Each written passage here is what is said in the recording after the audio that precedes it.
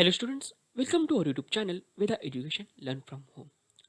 In previous video, we saw like three questions, right? हमने पिछले video में एक एक्सरसाइज के मेजरमेंट ऑफ मैटर का हमने एक्सरसाइज स्टार्ट किया है ना, उसमें हमने थ्री क्वेश्चन सॉल्व किए हैं. अब हमें फोर क्वेश्चन सॉल्व करना है. तो स्टार्ट करते हैं हमारा four question. Write the answer to the following questions and explain your answer. हमें क्या करना है यहाँ पर? यस, हम यहाँ पर now see here first question. Explain the monovalency of element sodium. हमें यहाँ पर क्या करना है? मोनोवेलेंसी, ये सोडियम एलिमेंट जो है वो मोनोवेलेंसी हमें एक्सप्लेन करना है. तो सबसे इंपॉर्टेंट बात मैं आपको शेयर करना चाहता हूँ. कभी भी इस तरह के क्वेश्चंस आए, कभी भी आपको एग्जाम में जो क्वेश्चंस आते हैं, ठीक है, तो एक इंपॉर्टेंट बात है. क्या बात है? कि answer is already given in that questions. That means important. Answer ये जो है, इसको वो क्वेश्चन का जो आंसर रहता है उस क्वेश्चंस में ही रहता है, राइट? यानी कि जो भी क्वेश्चंस आपको दिया हो उस क्वेश्चंस में ही असल में आंसर रहता है, पर आपको उस एंगल से उस क्वेश्चन को देखना पड़ता है, राइट? आपको उस एंगल से ही उस क्वेश्चन को देखना पड़ता है. यानी कि क्वेश्चंस के आंसर यस लिखने के लिए आपको यस आपके कंसेप्ट क्लियर होना जरूरी है. Okay, this one is clear. क्योंकि आप क्या करते हो, मुझे पता है आप क्या करते हो कि क्वेश्चंस आंसर ऐसा स्टडी करते रहते हो, राइट? क्वेश्चन आंसर एक क्वेश्चन 3 मार्क्स की आ सकता है हमें क्वेश्चन आंसर. तो आप क्या करते हो? डाइजेस्ट भी ले लेते हो. बहुत सारे ऐसे क्वेश्चन आंसर सॉल्यूशन दिया होता है, आप ऐसे लेते हो. क्या करते हो? क्वेश्चन आंसर ऐसा ही स्टडी करते रहते हो. पर एक गलत है, हमें ऐसा स्टडी करना नहीं है, right? This one is yes wrong method. We have to study in different way. Different means what? We have to clear our concept. हम क्या करना है? हमारे कंसेप्ट क्लियर करने हैं. अगर आपके कंसेप्ट क्लियर है, राइट, अगर आपके कंसेप्ट क्लियर है तो आप कुछ भी क्वेश्चन आओ आप लिख सकते हैं. फॉर एग्जाम्पल ये देखो यहाँ पर, the monovalency of element sodium, ऐसा क्वेश्चन आया, ठीक है. ओके, दिस वन इज ये क्वेश्चन आया. अगर ऐसा क्वेश्चन आया, what is mean by valency, what is mean by monovalency, yes, write down the electronic configuration of sodium, what is the atomic number of sodium, right? ऐसे बहुत सारे questions एक ही point पर आ सकते हैं. ऐसे बहुत सारे क्वेश्चंस एक ही पॉइंट पर आ सकते हैं. तो आप ऐसे बहुत सारे क्वेश्चंस ऐसे स्टडी करते हो क्या? कैन की बहुत सारे क्वेश्चंस लेकर उसके आंसर आप स्टडी करोगे, ऐसा मत करो, ये गलत है.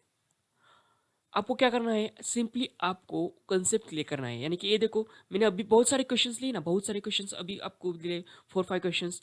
यस, अगर आपके उसके कंसेप्ट ही क्लियर है तो कुछ भी क्वेश्चन आओ, ऐसे बहुत सारे 100 क्वेश्चन आओ, ठीक है, आप उसका आंसर लिख सकते हैं. यानी कि ऐसा नहीं कि मैंने क्वेश्चन नहीं स्टडी किया तो मैं इसका आंसर नहीं लिख सकता, ऐसा नहीं.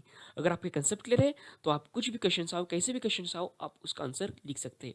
क्योंकि कुछ नहीं, क्या करते हैं, सिर्फ क्वेश्चन उल्टा, यानी कि क्वेश्चन कैसे भी घुमाकर एग्जाम में आता है, ठीक है, और आपको सोचने लगते हैं कि नहीं नहीं ये क्वेश्चन मैंने किया ही नहीं है.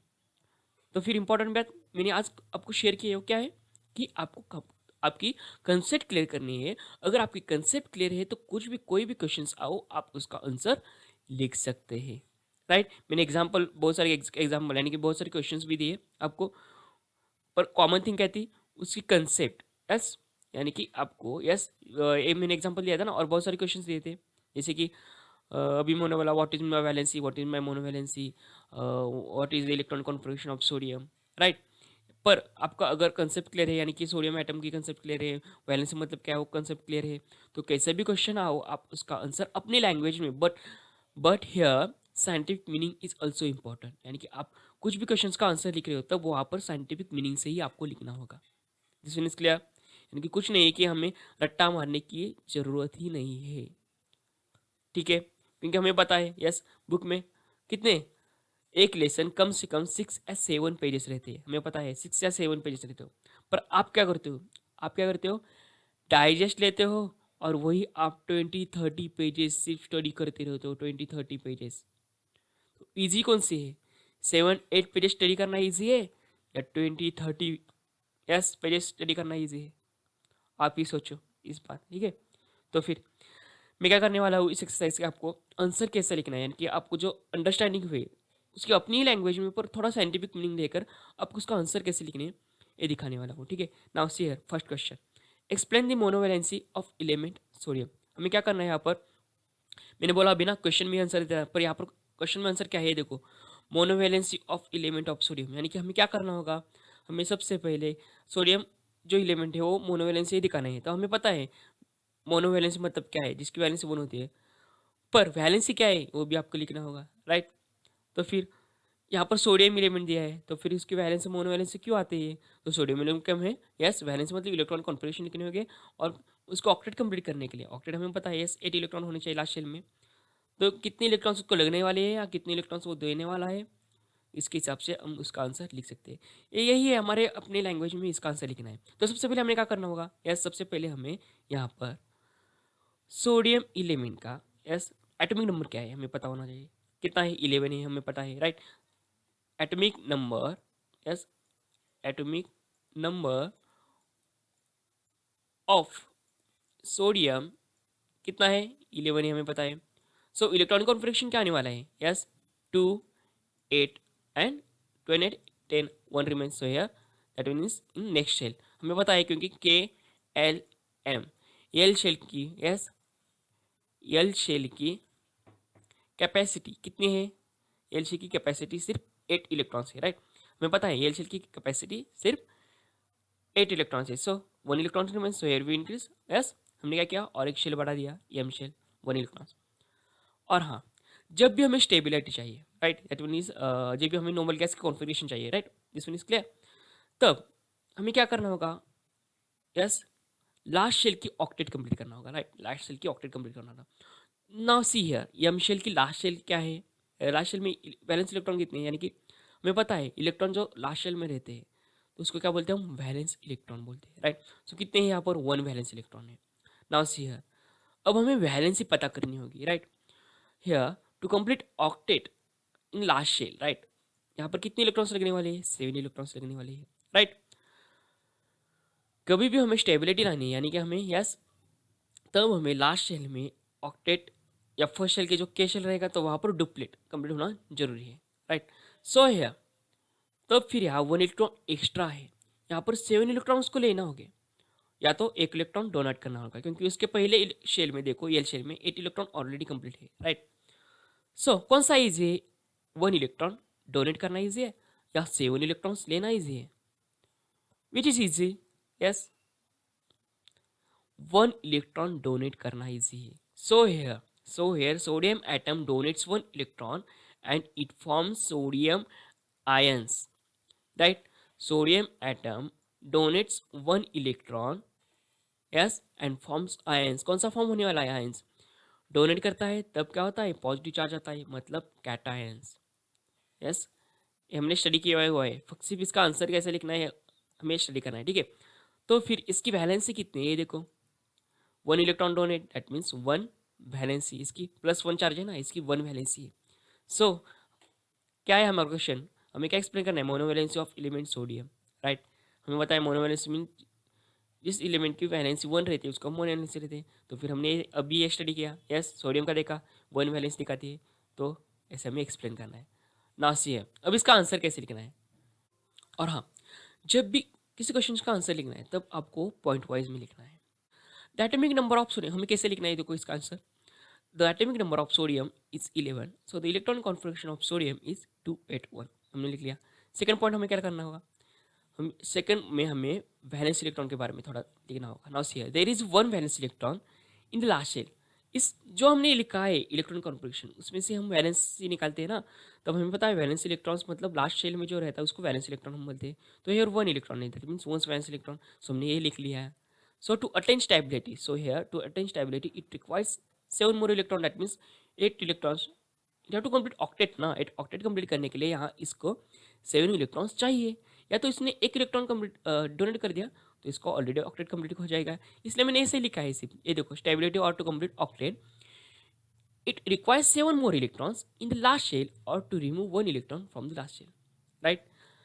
जो हमें पता है वही हमारे लैंग्वेज में लिखा है, पर साइंटिफिक मीनिंग होना जरूरी है।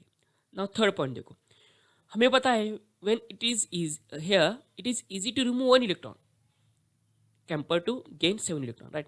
यानी कि हमें पता है जो 8 इलेक्ट्रॉन डोनेट करना इजी है एज कंपेयर टू 7 इलेक्ट्रॉन्स लेना। So here sodium gets ionized and hence 1 electron, that means valency of sodium is 1। यानी कि जो सोडियम एटम है वो 1 इलेक्ट्रॉन डोनेट करेगा, ठीक है। डोनेट करा तब क्या होगा, वो आयंस फॉर्म होने वाला है। 1 इलेक्ट्रॉन देने वाला है तो वो यस आयंस फॉर्म होने वाला है। यानी कि उसकी वैलेंसी कितनी है, उसकी वैलेंसी 1 है। So hair, so sodium atom has one valency, so it is called as monovalent atom, right। ये हमारा आंसर कंप्लीट हो गया है, ठीक है। This one is clear. कुछ नहीं, हमने सिर्फ हमें जो पता है क्वेश्चंस में ही आंसर दिया हुआ है वही हमने फॉलो किया है। यानी कि देखो एटॉमिक नंबर ऑफ सोडियम हमने लिखा, उसका इलेक्ट्रॉन कॉन्फिगरेशन लगा। हमें पता है जब भी हम इलेक्ट्रॉन कॉन्फिगरेशन लिखते हैं तब हमें वैलेंस इलेक्ट्रॉन मिल जाता है। वैलेंस इलेक्ट्रॉन मिलने के बाद हमें टू कंप्लीट ऑक्टेट, यस हमें क्या करना है, इलेक्ट्रॉन्स लेने हैं या देने हैं, यानी कि इलेक्ट्रॉन एक्सेप्ट करने हैं या डोनेट करने हैं। जो आसान रहेगा वो हमें मेथड करना है। यहाँ पर सोडियम में हमें 1 इलेक्ट्रॉन डोनेट करना ईजी है एज कम्पेयर टू 6 इलेक्ट्रॉन्स लेना। सो हेयर हमने 1 इलेक्ट्रॉन डोनेट कर दिया। That loses 1 electron means nothing but the its valency is 1. So here the atom has valency 1, it is called as monovalent atom. Okay, this one is clear। हम इसका answer ऐसे लिख सकते हैं। Now second question, okay that one is clear. अब ये देखो question क्या दिया हुआ है, M is bivalent metal. Now see here, M is bivalent metal. Bivalent metal means yes metal, हमें पता है metal means which have a positive charge. Bivalent that means जिसके पास दो वैलेंसी है, ठीक है। यानी कि यम के पास दो वैलेंसी, हम ऐसा इसके ऐसा भी लिख सकते हैं, right. M bivalent metal, metal means positive charge, bivalent means two valency, yes this one is clear. यानी कि यम इज बाइवेलेंट मेटल मतलब यही है, ठीक है, यम 2+। Now, write down the steps to find the chemical formula of its compounds formed with the radicals, sulfate and phosphate। अब हमें क्या करना है, केमिकल फार्मूला डिड्यूस करना है, पर किसका, यम मेटल का सल्फेट के साथ हमें लेना है और यम मेटल का फॉस्फेट के साथ। यानी कि हमें यहाँ पर दो केमिकल फार्मूले फाइंड करने हैं, right. M sulphate and M phosphate, ये हमने स्टडी किया है, राइट। मतलब हमें यहाँ पर क्या करना होगा, सबसे पहले हमें यम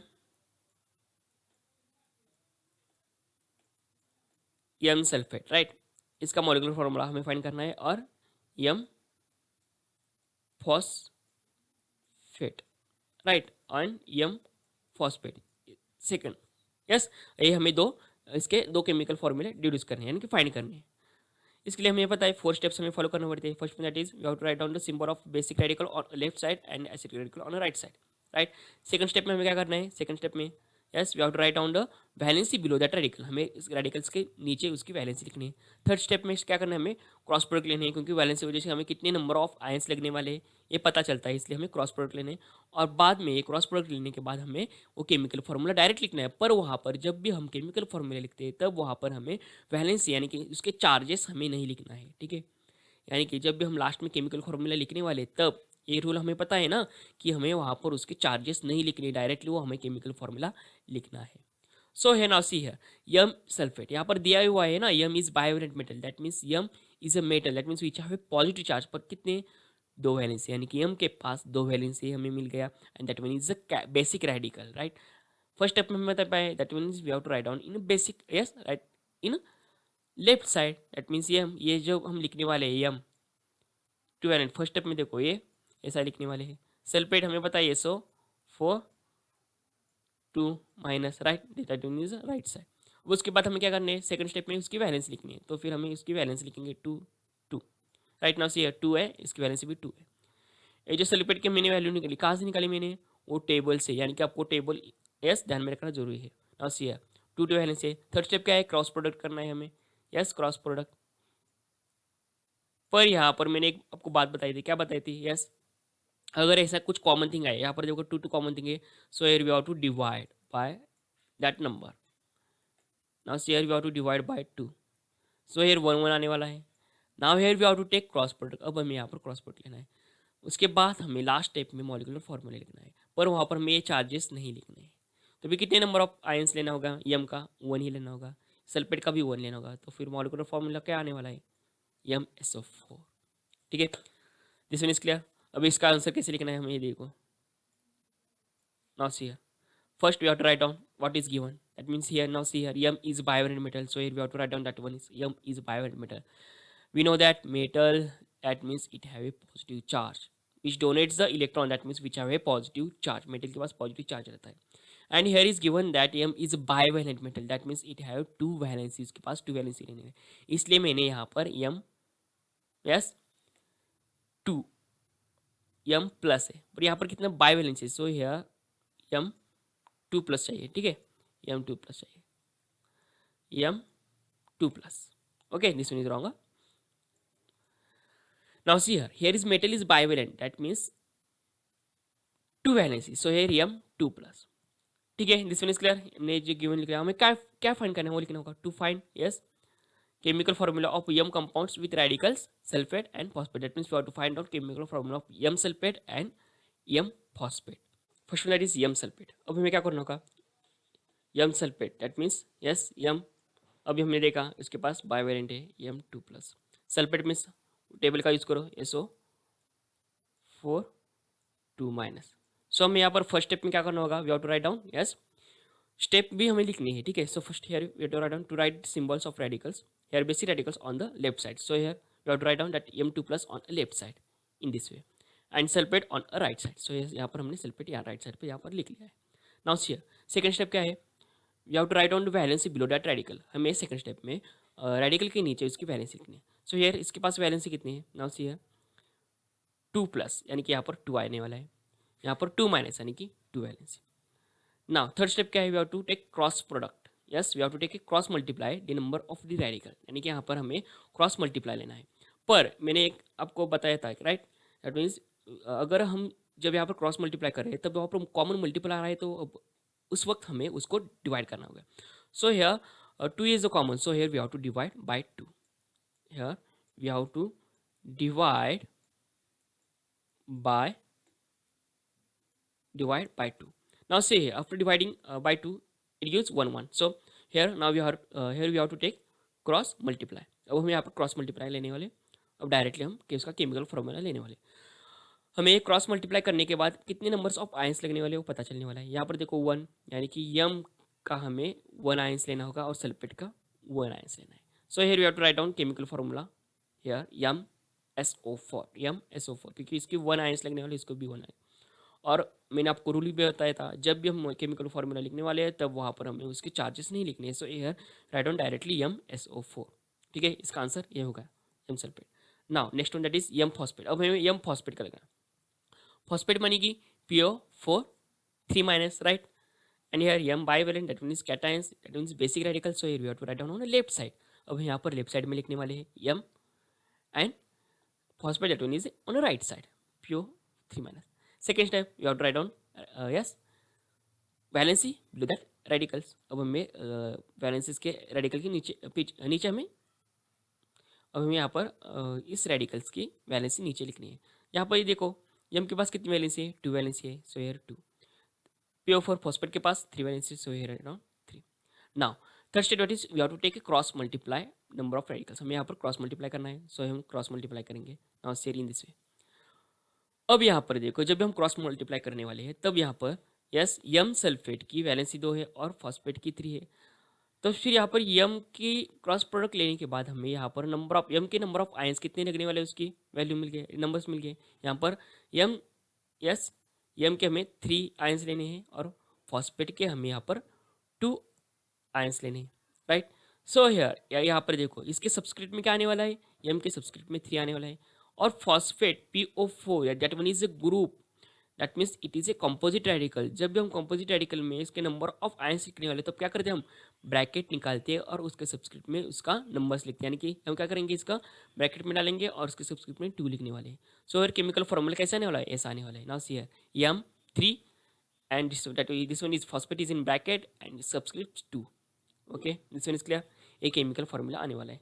ठीक है, हमने क्या किया अभी के एग्जाम में हमने जो दिया हुआ है, यानी कि हमें सबसे पहले एम इज बायोवेलेंट मेटल दिया होता. हमें पता है metal means which have positive charge, bivalent means which have 2 valency right. So here M2 plus ये हमें मिल गया है, that one is a basic radicals जब भी हम केमिकल फॉर्मूला डिस्कस करते हैं तब हमारी फर्स्ट स्टेप वही रहती है क्या कि हमें यहाँ पर बेसिक रेडिकल्स लेफ्ट साइड में लिखनी है और acidic radicals on right side में लिखनी है। तो हमें सल्फेट जो सल्फेट था पहले वो क्या था, acidic radical. Same here phosphate भी क्या था, yes acidic radical. So here we have to write down on right side.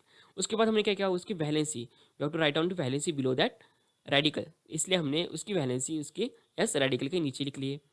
तो फिर उसके बाद मैंने थर्ड स्टेप में आपको क्या क्रॉस मल्टीप्लाई करना है, राइट। क्रॉस मल्टीप्लाई क्यों करना है, क्योंकि वैलेंसी की वजह से हमें कितने नंबर ऑफ आयंस लगने वाले हैं, इसलिए हम क्रॉस मल्टीप्लाई लेते हैं। पर फर्स्ट केस में यानी कि सल्फेट के केस में यहाँ पर मल्टीप्लिकेशन यानी कि मल्टीपल आ रहे थे, यानी कि वहाँ पर कॉमन थिंग आ रही थी। So here we have to divide that number, क्योंकि हमें पता है जब भी कॉमन थिंग आ रही है तब हमें वो डिवाइड करके ही उसका क्रॉस मल्टीप्लाई लेना है। तब उस केस में हमने क्रॉस मल्टीप्लाई उसके बाद ही लिया था। फर्स्ट पॉइंट में हमने क्या किया, फर्स्ट पॉइंट में डायरेक्टली हमें यस क्रॉस मल्टीप्लाई लिया, क्योंकि वहाँ पर कॉमन थिंग नहीं आ रही थी। सो फोर्थ स्टेप क्या थी, यस फोर्थ स्टेप हमें you have to write down yes chemical formula. But in that step yes we have to we do not have to write down yes charges. हमें उस case में charges उस पर नहीं लिखने, डायरेक्ट केमिकल फॉर्मूला लिखना है, ठीक है। और यहाँ पर हमें जब भी यस हमें नंबर ऑफ आयंस हम लिखते हैं तब उसके सब्सक्रिप्ट में लिखने वाले हैं। सो हियर जब भी ग्रुप में यानी कि कॉम्पोजिट रेडिकल होंगे तब वहाँ पर ब्रैकेट डाल के हम उसके सब्सक्रिप्ट में उसके नंबर ऑफ आयंस लिखने वाले हैं। जैसे कि इस केस में हमने यहाँ पर लिखा, ये देखो यम की yes 3 numbers of ions, cross multiply लेने के बाद हमें 3 आयंस लिखने वाले हैं, इसलिए हमें सब्सक्रिप्ट में 3 लिख लिया। और फर्स्ट एड को भी देखो एक ग्रुप में, इसलिए हमने उसको ब्रैकेट डाला और उसके सब्सक्रिप्ट में 2 आयंस हमने लिख लिए। दिस वन इज क्लियर, ये इजी है, कुछ नहीं है ना, ठीक है। अब हमारा third question, explain the need for a reference item for atomic mass, give some information about the two reference item. Yes हमें क्या करना है यहाँ पर, a reference item for atomic mass, yes इसकी ज़रूरत क्यों पड़ी, राइट। अब और हमें क्या दिया यहाँ पर, हमने टू रेफरेंस आइटम कौन सी भी हमें इन्फॉर्मेशन लिखनी है, ठीक है, यानी कि टू रेफरेंस आइटम्स के बारे में हमें इन्फॉर्मेशन लिखनी है। तो फिर मैंने बताया था ना क्वेश्चन में आंसर रहता है, तभी हमने इस क्वेश्चन में क्या आंसर है, यस यानी कि यहाँ पर रेफरेंस आइटम की ज़रूरत क्यों पड़ी। तो फिर हमें रेफरेंस आइटम में क्या है, ये कंसेप्ट क्या है, क्यों आई है, वो हमें लिखना होगा, राइट। एटॉमिक मास यानी कि एटम का मास रहता है, हमें पता है। Now see here information about here we have to write down two reference item, यानी कि जो भी हम रेफरेंस आइटम लेने वाले हैं तो उनकी इंफॉर्मेशन हमें लिखनी वाली है, ठीक है, लिखनी है। That mean is easy, right ना। सो फर्स्ट वन दैट हमें क्या करना है, रेफरेंस आइटम क्यों आया है, यानी कि एटॉमिक मास का कंसेप्ट हमें लिखना होगा। वी नो दैट यस क्या है, atom is very tiny, right. Atom is very tiny, atom बहुत बहुत बहुत साइज में, यानी कि वो साइज में बहुत स्मॉल है, हम we can not see through out our naked eyes, right. हम उसको डायरेक्टली नहीं लिख सकते, right, that means clear. So तो फिर जो एटॉमिक एटम जो रहता है उसका साइज बहुत कम रहता है, तो फिर हम उसका मास कैसे फाइंड करें, राइट। यानी कि 1920 सेंचुरी में वो डिफिकल्टी आ रही थी ना, अभी के लिए हम डायरेक्टली उसका यस मास डायरेक्टली उसका साइज हम देख सकते हैं थ्रू द माइक्रोस्कोप या एडवांस टेक्नोलॉजी से, राइट। हम उसका डायरेक्टली एटॉमिक मास फाइंड कर सकते हैं। पर उस वक्त ऐसा कुछ नहीं था ना, साइंटिस्ट के लिए वो डिफिकल्टी थी, डिफिकल्ट टास्क था ना कि एटम्स का उसका मास कैसे निकाले, क्योंकि पहली डिफिकल्टी ये थी कि एटम का साइज यानी कि वो डायरेक्टली हमें दिख नहीं रहा था, तो उसका मासेस कैसे फाइंड करें। जैसे कि हम एप्पल का हम दिख रहा है, हमें पेन लेते हैं और उसका कंपेयर करते हैं, उस एस वेटेज के कंपेयर करते हैं और 1 kg का 2 kg का है हम ऐसे दिखाते हैं। पर वैसे ही एटम्स का कैसे हम निकालने वाले हो, क्या वैसे that one is possible as compare to that one, no that one is difficult task, right ना। सो उन्होंने क्या किया, एटम के साथ एटम के लिए कंपेयर करने का, यानी कि एटम्स एटम दोनों साइज में स्मॉल रहने वाले की, यानी कि एटम का हमें एटम के साथ ही कंपेयर करना होगा, ये साइंटिस्ट को समझ में आया था, right.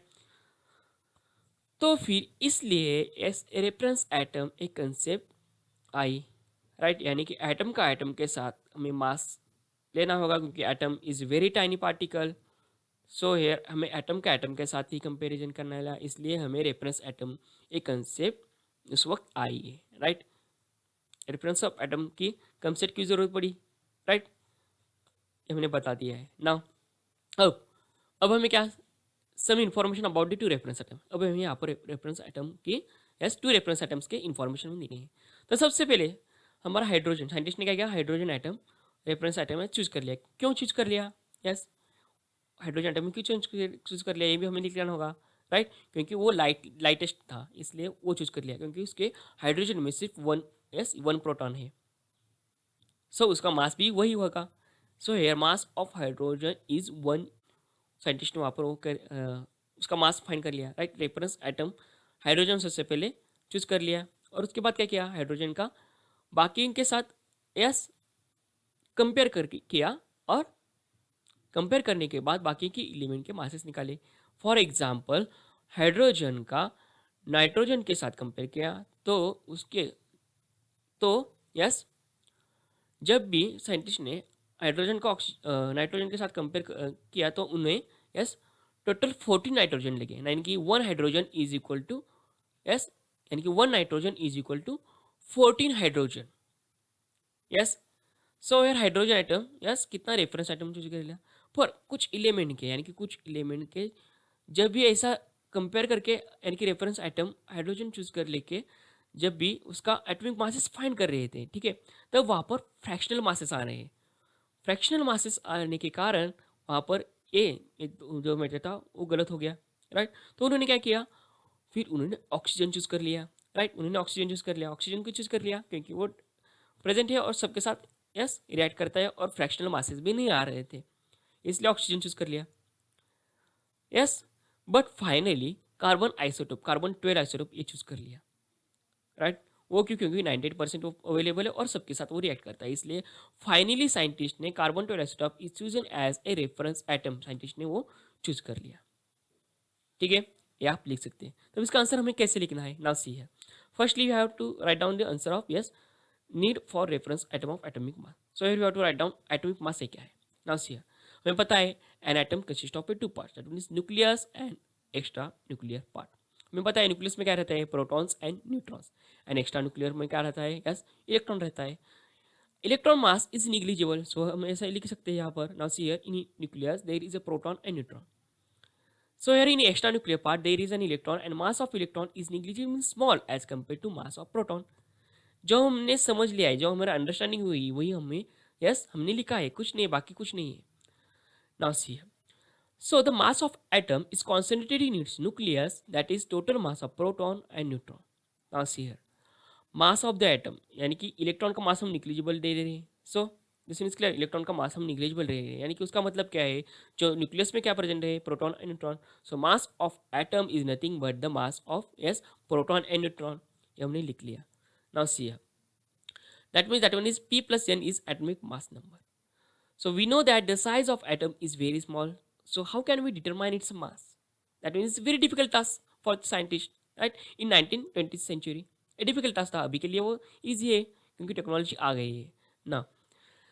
So here new concept arises, that is the relative mass of atom, that is concept of reference atom for atomic mass, right? यानी एक और इसलिए न्यू कंसेप्ट आ गया, क्या है वो, रेफरेंस एटम चूज कर लेना, क्योंकि एटम का एटम के साथ ही हम कंपेयर कर सकते हैं, क्योंकि इसका एटमिक यस उसका साइज बहुत स्मॉल है। सो हम एटम का एटम के साथ ही कंपेयर करने के बाद हमें उसके एटमिक मासेस मिलने वाले हैं। दिस मीन इज क्लियर, ये पता चला क्योंकि एटम का हमने एटम के साथ ही क्यों कंपेयर करना पड़ा, और हमें रेफरेंस एटम क्यों चूज करना पड़ा, ये कंसेप्ट क्यों आई, इसका हमने इसका आंसर भी लिख लिया है। Concept of reference atom for atomic mass ये आ गया है, क्यों आ गया है इसका भी आंसर हमने लिख लिया है। Now see here, the hydrogen atom being lightest was, यानी कि अब हमें क्या करना होगा, टू रेफरेंस एटम जो हमने चूज किए उसके वो एक्सप्लेन करना है हमें। So here first you choose hydrogen atom, and hydrogen atom कैसा होता है, और लाइटेस्ट रहता है। सो हियर उसके वो भी हमने लिख लिया। Now see here, the relative mass of hydrogen was 1, relative mass of nitrogen was calculated as 14 times more than hydrogen, यानी कि अब उन्होंने क्या किया, साइंटिस्ट ने हाइड्रोजन का बहुत सारे, यानी कि हाइड्रोजन आइटम जो रेफरेंस आइटम चूज कर लिया, उन्होंने बाकी के एलिमेंट्स को कंपेयर किया। इसलिए यहाँ पर हमने एग्जाम्पल भी लिख लिया नाइट्रोजन का, यानी कि हमें यस नाइट्रोजन आइटम के साथ जब भी हम हाइड्रोजन आइटम कंपेयर करने वाले हैं, तब वहाँ पर 14 हाइड्रोजन आइटम हमें लगने वाले हैं, ये हमने लिख लिया है। Now see here, on this scale relative atomic masses of many elements comes to be fractional, यानी कि ये कंपेयर करने के बाद हम जो एटॉमिक मासेस निकाल रहे हैं, ठीक है, तो कैसे आ रहे थे, वो फ्रैक्शनल आ रहे थे, वो भी हमने लिख लिया है। सो हेयर लास्टली फाइनली, अब मैंने यहाँ पर ऑक्सीजन का नहीं लिखा है क्योंकि यहाँ पर हमें ऑलरेडी यहाँ पर 2 रेफरेंस आइटम ही हमें लिखने थे। सो हेयर फाइनली हमने जो चूज कर लिया था, यानी कार्बन 12 आइसोटोप, वो हमने लिख लिया है। ना see carbon 12 atom was chosen as a reference atom because it is 98%, क्यों चूज किया उसका भी रीजन हमने लिख लिया है, 98%, and it reacts with all elements, right. Now relative mass of carbon was 12, अब हमें ये भी लिखना होगा, यस दस the relative mass of hydrogen, example लिखा है हाइड्रोजन के साथ कंपेयर करने के बाद, यस 12 × 1/12, यानी कि हाइड्रोजन का एटॉमिक मास 1 कैसे आया है ये भी हमने लिख लिया है। Okay, this one is clear.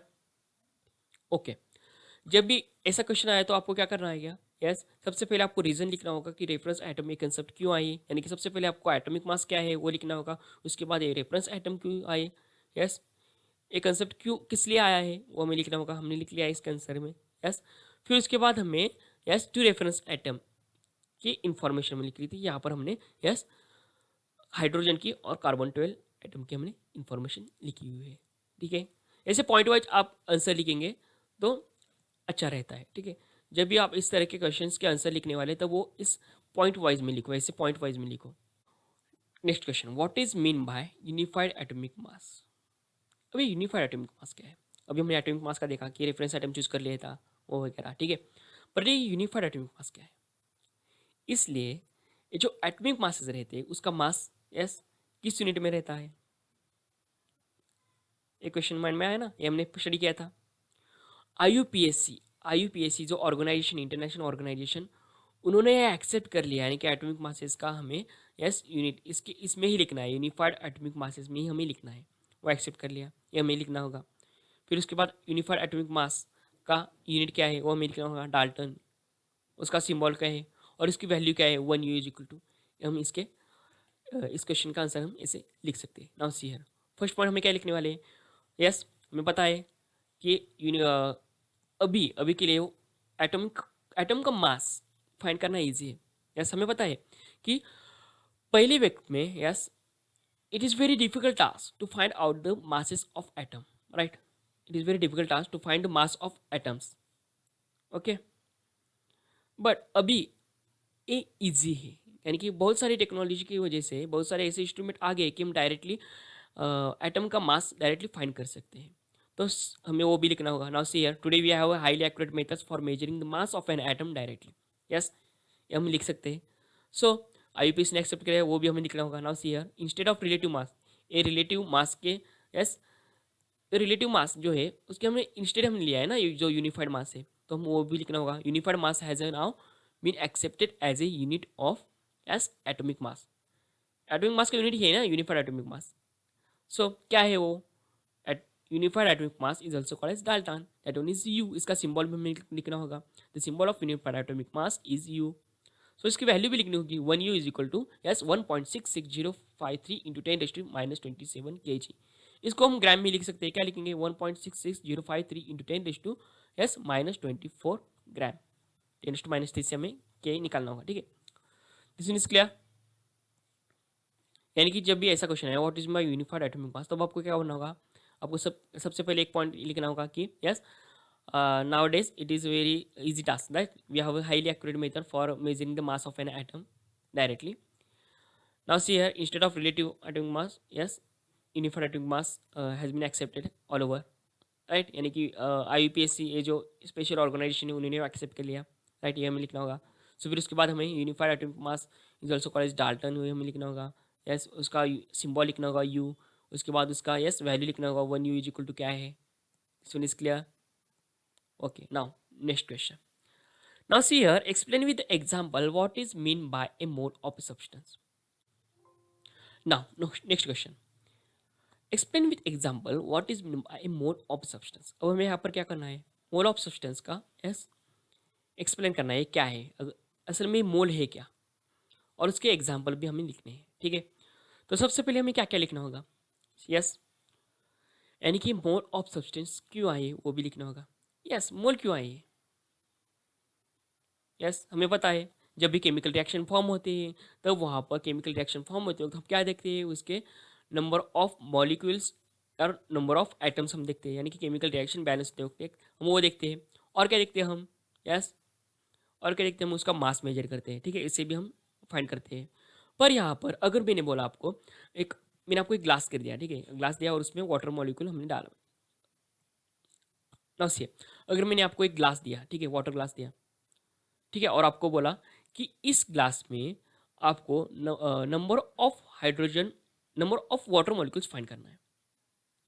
Now see here, अगर मैंने आपको ऐसा बोला कि ये जो ग्लास वाटर मैंने दिया आपको, ठीक है, और आपको बोला कि उसमें जो वाटर मॉलिक्यूल प्रेजेंट है वो कितने नंबर ऑफ वाटर मॉलिक्यूल्स है उसमें, वो फाइंड करो। तो कैसे फाइंड करेंगे?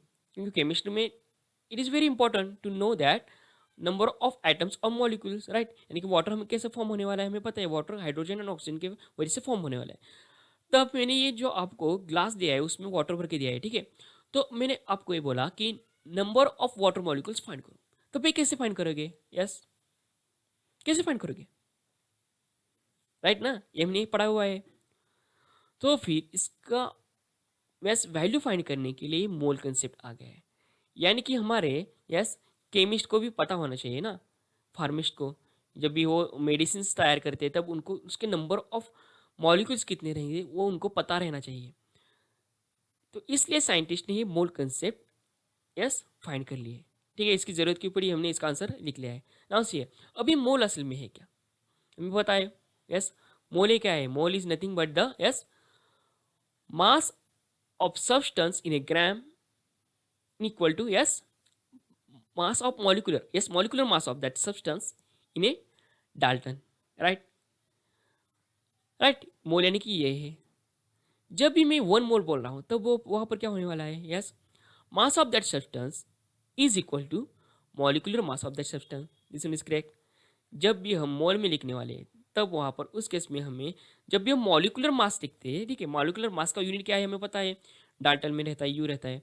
पर जब भी हम मोल की भाषा में बोल रहे हैं, ठीक है, when we are going to express in mole, ठीक है, हम जब भी मोल के भाषा में बोल रहे हैं तब वहाँ पर हमें उस मॉलिकुलर, यस, मॉलिकुलर मास का, यस, मॉलिकुलर मास का मैग्नीट्यूड जो है वो वही लिखेंगे, पर उसका यूनिट हम चेंज कर लेंगे। यानी कि यहाँ पर हमें यूनिट चेंज करना है, यू के एवज हमें क्या करना है, ग्राम लिखना है, जी लिखना है, तभी हमें वो 1 मोल मिलने वाला है। ये हमने स्टडी किया है, यही हम लिखेंगे, उसका फॉर्मूला भी लिखेंगे इस क्वेश्चन में।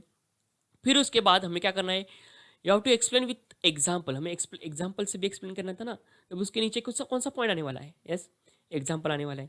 यानी कि फॉर एग्जाम्पल ये देखो, मैंने अभी आपको वाटर मॉलिक्यूल जो बोला ना, वाटर, मैंने आपको ये देखो, ग्लास ऑफ वाटर, कितना ग्राम का मैंने वाटर दिया आपको? 18 ग्राम का वाटर आपको दिया है, ठीक है, मैंने आपको 18 ग्राम का वाटर दिया है, और मैंने ऐसा बोला कि आपको number of water molecule find करो। तब कैसे फाइंड करने वाले? तब वहाँ पर हमें ये फॉर्मूला हमें यूज करना है, यानी कि 1 mole is equal to, yes, 1 mole is equal to mass of substance in gram upon molecular mass of substance. यानी कि यहाँ पर क्या आने वाला है, मास ऑफ सब्सटेंस, मैंने कितने ग्राम का आपको वाटर ग्लास दिया था? 18 ग्राम का दिया था, राइट। तो फिर इसका मॉलिकुलर मास क्या आता है वाटर का, हमें पता है 18 ग्राम। यानी कि वो मोल कितना आया है? 1 मोल। एंड वी नो दैट 1 मोल में कितने नंबर ऑफ मॉलिक्यूल्स रहते हैं, राइट। जब भी हमें 1 मोल हमें मिलने वाला है तब हमें नंबर ऑफ मॉलिक्यूल्स उसके मिलने वाले हैं, right. This one is clear. तब अब इसका आंसर कैसे लिखने वाले? Now see, first we have to write down that chemical reaction की कंसेप्ट क्यों आई है, मोल सब्सटेंस, ए मोल क्यों आए, सबसे पहले वो हमें लिखना होगा। So here we have to write down in this way, when elements and compounds take part in a chemical reaction in their atoms and molecules with react with each other, therefore it is necessary to know number of their atoms and molecule। जो मैंने बोला वही आपको, यानी कि जो हमने understand किया था वही हमने लिख लिया है। नाउ सी, सेकंड पॉइंट हमें क्या करना होगा? Yes, that is very difficult task to find the number of molecules. So here instead of that, yes, instead of that it is easy. क्या ईजी है? Yes, instead of that counting the number of atoms और molecules, it is easy to measure the quantity. Directly हम quantity measure कर सकते हैं ना, that mean is very easy task as compare to counting the number of atoms and molecule, right. यानी कि वो numbers and atoms counting करने के अलावा हम क्या कर सकते हैं, डायरेक्टली उसकी क्वांटिटी हम मेजर कर सकते हैं, that mean is very easy task. Okay, this is clear ना। पर हमें यहाँ पर नंबर ऑफ मॉलिक्यूल्स पता ही होना चाहिए, इसलिए मोल कंसेप्ट आया हुआ है, वो हम लिखेंगे। Now see, so here new concept arises, that is the concept of mole. Now see, mole ये क्या है? Mole is that quantity of substance whose mass in a gram is equal in magnitude to the molecular mass of substance in Dalton। This one is clear। Mole is क्या है? Mole is quantity of substance whose mass in a gram in equal in magnitude to the molecular mass of that substance in Dalton। यानी कि वो equal magnitude में ही रहने वाला है, ठीक है ना। सी, इसका फॉर्मूला हम लिखेंगे, number of moles of substance is equal to mass of substance in gram upon molecular mass of substance. Molecular mass यानी कि जो मॉलिकुलर फॉर्मूले लेते हैं, यानी कि वाटर का मैंने तो आपको बोला है, देखिए उसका वाटर का हमने कैसे हाइड्रोजन एंड ऑक्सीजन का मास फाइंड करने वाले हैं, और सबके एडिशन लेने वाले, तब हमें वो मॉलिक्यूलर मास मिलने वाला है। नाउ सी एग्जाम्पल लिखेंगे। A molecular mass of oxygen is 32, right. जब भी हम ऐसा मॉलिक्यूलर मास फाइंड करने का ऑक्सीजन का, यस ऑक्सीजन का पता है हमें, यस ऑक्सीजन का एटॉमिक मास कितना रहता है, 16 रहता है। O2 लेने वाले है H2, yes here molecular mass of oxygen is 32 U. Therefore here 32 gram of oxygen is 1 mole of oxygen. Example लिखने वाले। Second example देखो, the molecular mass of water is 18U. Yes, molecular mass of water is 18U. Therefore 18 gram of water make 1 mole of water. Okay, this one is clear. यानी कि यहाँ पर the molecular mass of water is 18U, कितना है 18U है। तो फिर यहाँ पर 18 gram of water make 1 mole of water. 1 mole of water कब आने वाला है, जब हम यहाँ पर 18 ग्राम का वाटर हम लेने वाले हैं, राइट। This is clear. यानी कि जब भी हम मॉलिकुलर मास वाटर 18U है, ठीक है, तब वहाँ पर उसका मैग्नीट्यूड सेम आना चाहिए, यानी कि मास ऑफ सब्सटेंस कितना 18 ग्राम का होगा। तो फिर यहाँ पर 18 ग्राम ऑफ वाटर, इसका मीनिंग क्या है, वो 1 मोल है, राइट। This is clear. हमने ऑलरेडी स्टडी किया था, सिर्फ हमें ये लिखना कैसा है, इसका आंसर कैसे लिखना है हमने देख लिया है, ठीक है। ठीक है, मैंने आपको एक इम्पॉर्टेंट बात आपको क्या बताई कि क्वेश्चन आंसर हमें नहीं करना, ठीक है। क्वेश्चन आंसर हमें नहीं करना, हमें क्या करना है, यस हमें हमारी कंसेप्ट क्लियर करनी है। और एक हमें मेरे क्या बात बताई कि क्वेश्चंस में ही आंसर होता है, राइट। तो फिर आज हमने क्या किया है, we solve that fourth question. In that fourth question कितने क्वेश्चन थे, 5 क्वेश्चन थे, हमने सॉल्व किया है। तो मिलते हैं अपने अगले वीडियो में। अगले वीडियो में हमें और क्वेश्चन सॉल्व करने हैं जो हमारे एक्सरसाइज में है। बाय।